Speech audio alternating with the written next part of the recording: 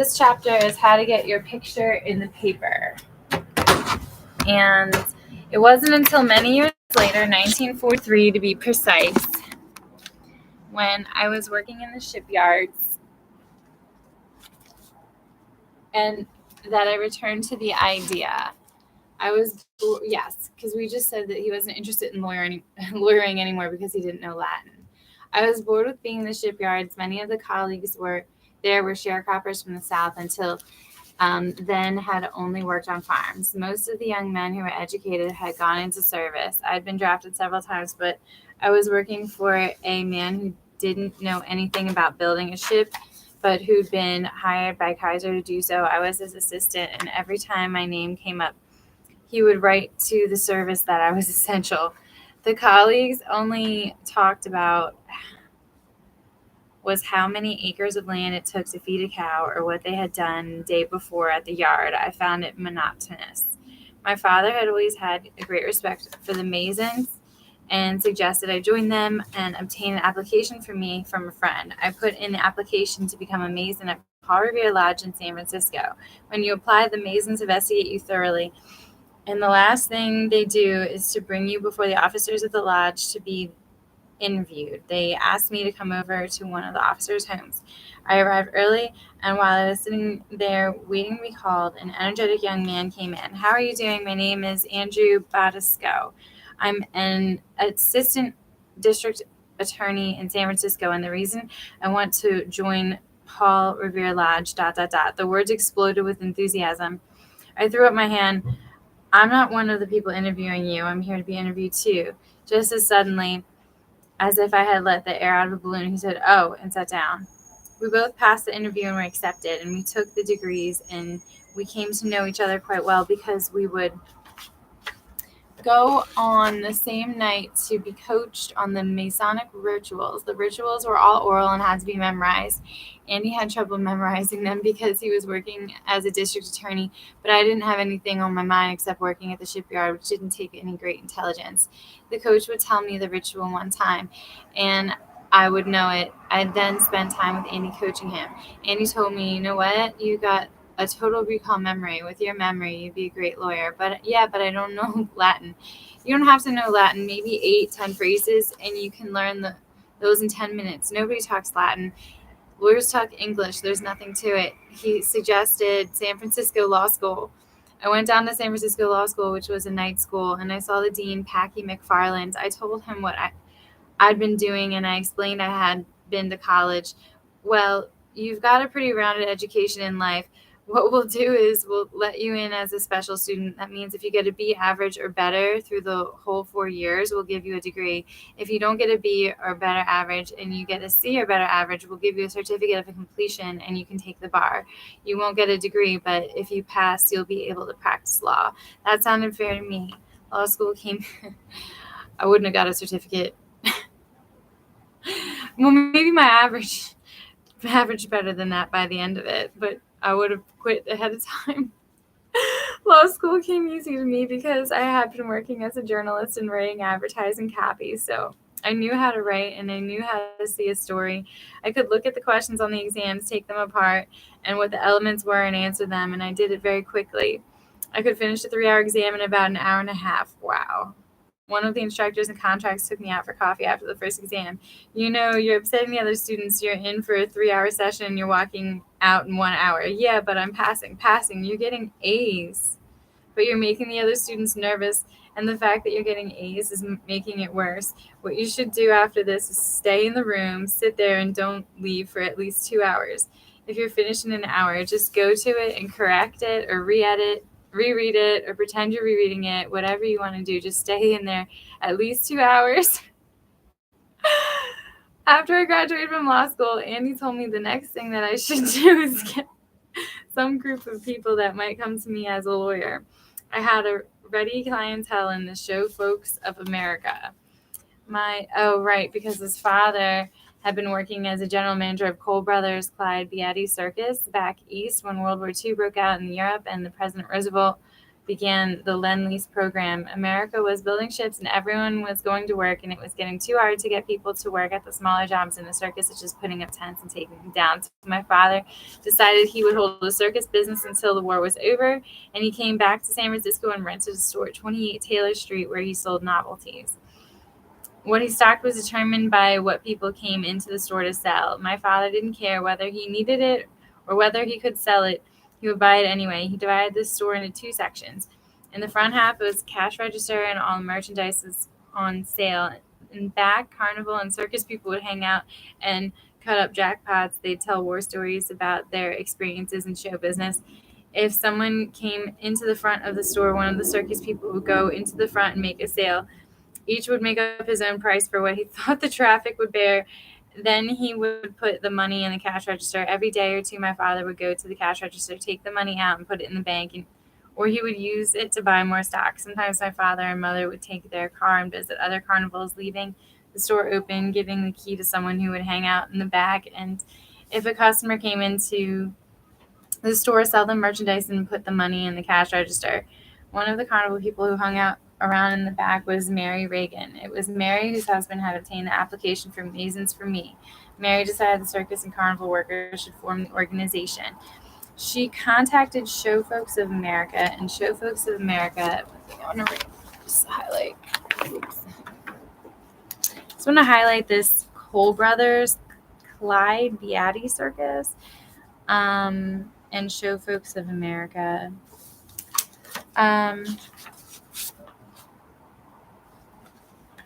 Issued Mary a charter.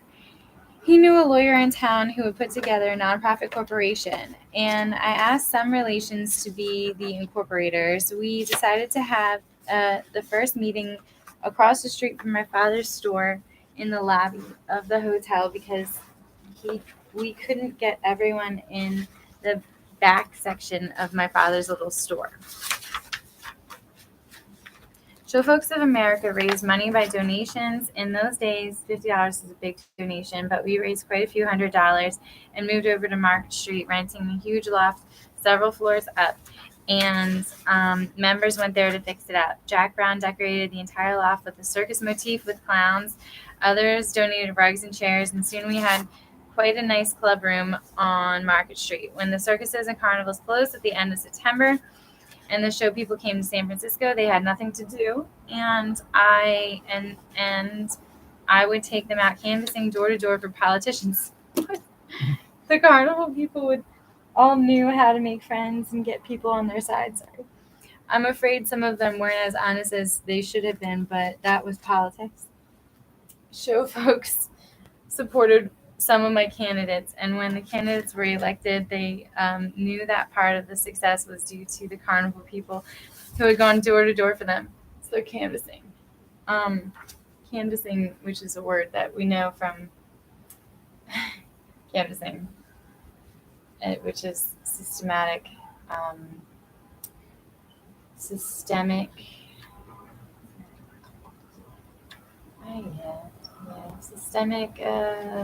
mobilization.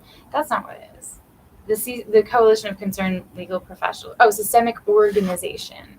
So this is like an example of systemic organization, but outside of law, more for political activism. So where's my pen? Okay, so where am I? All right around here. Okay, some folks supported my candidates, and when the candidates were elected, they knew that part of the success was due to the carnival people who had gone door to door for them. So the candidates would come to the meetings of Show Folks of America and make pledges as well. That was politics too. In 1947, when I took the bar at the Native Sons of the Golden West Auditorium, a very young, beautiful blonde girl came and sat next to me. I watched her, and before the exam, her hand was shaking so badly she could hardly hold the pen. So I leaned over and said, "Do me a favor, miss. Either write big or wear short skirts." She started laughing, and it relaxed her completely. Years later, when I was practicing law, I needed something from the Corporations Commission, and I sent one of my employees over there. When he came back, he announced, "Man, You are strong in the Corporation Commission. When I mentioned your name there, the attorney in charge of the section dropped everything to take care of you. She said her name was Nancy Cannon, and you gave and to give her your regards. I couldn't place any Nancy Cannon. After a few years, I sent him over for something else. As soon as she heard it was from your office, she stopped everything she was doing and came right over to make sure you got everything you wanted. She said you were the one who told her to wear short skirts or write big, and thanks to you, she passed the bar. Later, I was in Los Angeles trying a case when the bailiff came over and said, Judge Cannon, would like to say hello to you. There was a Judge Nancy Cannon sitting as municipal court judge in Los Angeles. She asked me if I needed anything and did I need anyone to type anything for me. She said I should let her know and she would have it done immediately, all because of a nervous joke. After I passed the bar, I was contacted by some Carnival people who had bought an insurance policy with coverage of $25,000, and the insurance company refused to pay. The Carnival people wanted to meet with me, and I had arrangements to meet them in the office of a friend of mine. He was not a lawyer, but he had an office, and between being sworn in as a member of California State Bar but by the California Supreme Court and being sworn in as a member of the federal bar by the federal court, I met my first clients in a borrowed office and they told me their story. So he was sworn in as a member of the California State Bar by the California Supreme Court and being sworn in as a member of the federal bar by the federal court, which I don't believe you necessarily have to do so much anymore. I think you would apply and it's freely given, but I'm not quite sure. And every state or every district could be different. So they had held the policy for some time, but the insurance company refused to pay them. I had been an insurance adjuster and knew how adjusting works, so I called the insurance adjuster and explained my clients had held the policy for over 2 years. But they're Carnival people. I finally convinced the adjuster to pay them. Then I ran into another problem I had not anticipated: where to have the insurance company send the check. I didn't even have an office yet, so I told him to send it to my clients. When I told my clients, they asked another question I hadn't thought about either. They wanted to know how much they owed me, and I realized I didn't even know the value of what I had done. Usually, an attorney will take a case like theirs on contingency and receive a percentage of the award, but I didn't know what my services were worth. Does $50 sound fair? Oh, yeah, it's very fair. And $50 was my first legal fee in 43, where he said that was about the equivalent of $500. So, and Andy told me I could use his office in the commercial building at 465 California, and he would give me some cases he didn't want so I could have some income. Andy's office was in Carl Allen's offices. George Koch and Carl's associate, and Andy and I used Andy's office in the suite. I would get there early to see clients. When Andy arrived, he would lift the mail slot to see if I was in his office with anyone. The mail slot would click, and when he closed it, as soon as I heard the click, I would say to my client, I'm really sorry, I've got another appointment, but we have to get back to that this afternoon, or let me look up the law and get back to you. And I'd immediately hurry them out the side door. I'd leave through the side door and go around the front, and then Andy would have come in and greeted his clients and taken them into the office, and I would sit in the tiny library and work there.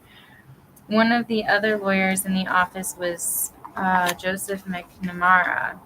Joe had been practicing for 20 years, and he was the man they were writing about who always thinks the glass is half empty. He always saw the worst side of everything. Joe would needle me, well, what are you going to do to let people know you're a lawyer? At the time, lawyers could not advertise. I told him the first thing I would do is to get my picture in the paper with a caption saying Attorney Nathan Cohn, and that it would show everyone I was a lawyer. I've been practicing law for 20 years. I never had my picture in the paper. Nobody has their picture in the paper like that. How are you going to get your picture in the paper? I was just kidding, but Joe had no sense of humor, and he continued. He asked Carl Allen how long he'd been practicing. Over 20 years. Have you ever had your picture in the paper? This guy's going to get his picture in the paper. By that point, it had gone too far for me to do anything about it, so I let it ride. And he offered me a client, a black woman he had offended on charges of assault and battery on a black man. She had gone to trial and been found guilty, but had disappeared before the sentencing. Andy was very angry with her because he had convinced the court to let her out on bail, and then she had skipped bail. She had now been arrested for assaulting another black man, and Andy didn't want any part of her. Andy told me that she had called the office, and if I wanted to go see her, I could go ahead. He didn't think there was anything to be done for her, so he also assured me he didn't have any money. She didn't have any money. I didn't have anything to do, so I went to see the woman in the city jail. She told me she had $150. In those days, $150 was a month's rent, and I told her I would represent her. She told me to go over to her family's house, which was in a big wooden building off Franklin Street, to pick up my fee. When I arrived, I found there were very few lights in the corridors of the building, and instead of an apartment number, a piece of paper was stuck on each apartment door saying who lived in the apartment. Finally, near the end of the corridor, I found a door with her family's name on it. I knocked and was let in. In one big room, there must have been about 20 people. I told them that what I was there for, and they gave me a paper bag with $150 in ones, fives, and tens. Then I took one of my business cards and wrote a receipt to them for $150 and walked back down the long, dark corridor, clutching the paper bag with small bills. It was around Christmas time when the case came onto the court's calendar. I explained to the judge that my client had come from Mississippi, and in Mississippi, the police and district attorney don't bother with blacks. They let blacks work things out between themselves, and if a black person is wronged, he would go and slug the other, and no one would bother him. But I explained she was following the laws practiced in Mississippi. With that argument and the help of a little Christmas spirit, the judge agreed to release my client on the assault charge. Another judge found her not guilty on the second assault charge, and I became the most popular guy in county jail. While this was going on, I received a phone call from Show Folks of America regarding a stuntman named Dusty Rhodes. Dusty's wife had fallen in love with Dusty's best friend, and Dusty had arranged with a photographer named Guzman to do a stunt off the Golden Gate Bridge. Dusty would jump off the bridge with a parachute. Guzman would take pictures of the jump, and would sell it to the newsreel theaters. Dusty was going to take the money and give it to his wife so she could get a divorce. Dusty practiced for the jump each day. He took a rowboat out to the middle of the bay with his parachute on, jumped off the rowboat, and swam to shore. On the day of the jump, Dusty was on the bridge, and Guzman was taking pictures when the highway patrolman caught sight of Dusty preparing to jump. The patrolman jumped out of his car and ran, and as Dusty jumped, the highway patrolman grabbed Dusty's harness, and the parachute broke. When Dusty fell, he fell face down, and when he hit the water, it knocked him unconscious, and he drowned. Dusty's family didn't like his wife and contacted the district attorney of San Francisco, claiming foul play, causing enough commotion for the coroner to hold an inquest. Mrs. Rhodes contacted Show Folks of America. Show Folks of America recommended me, and Mrs.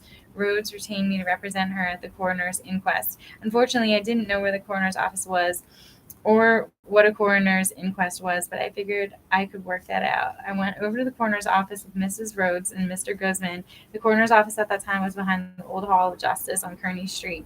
Across from the street was the Blue Fox restaurant in an alleyway. I know. This is only the second story. I told second case, right? I guess it's the third case. I told the first person I saw who looked as if he might have some authority that these were my clients and that I would like to ask them questions about the inquest if it was possible. The gentleman checked with the coroner and reported back that it would be fine, and I demonstrated for my clients my easy manner with the coroner's office I had never seen. In the meantime, Jerry Flam, a reporter for the Call Bulletin, was at the coroner's office with a photographer. So the reporters and photographers were reporters and photographers from all the other newspapers.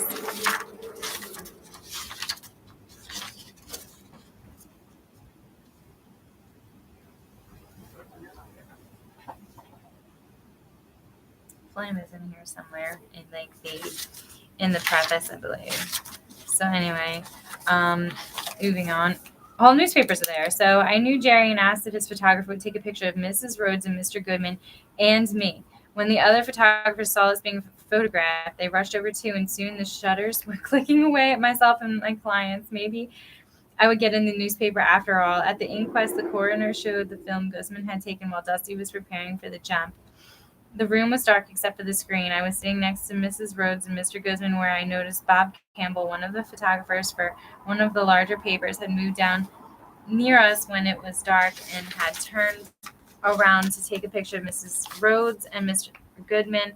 I leaned close to my clients. The coroner's inquest held the death of Dusty Rhodes was accident. My clients were very grateful. When the newspaper came out the next day, there was Bob's photograph under the caption "Death Watchers." It won a photojournalistic prize. In that picture that Jerry Flam had his photographer take also ran in the Cal Bulletin, but his editors cut me out of the photograph. It was time for Joe McNamara's comeuppance. I told Joe everything went precisely as I had predicted. He never lived it down until his last day. I knew him. Joe McNamara couldn't believe it, and he never understood that it was all an accident. I feel like I know his name. Do you know? Wow.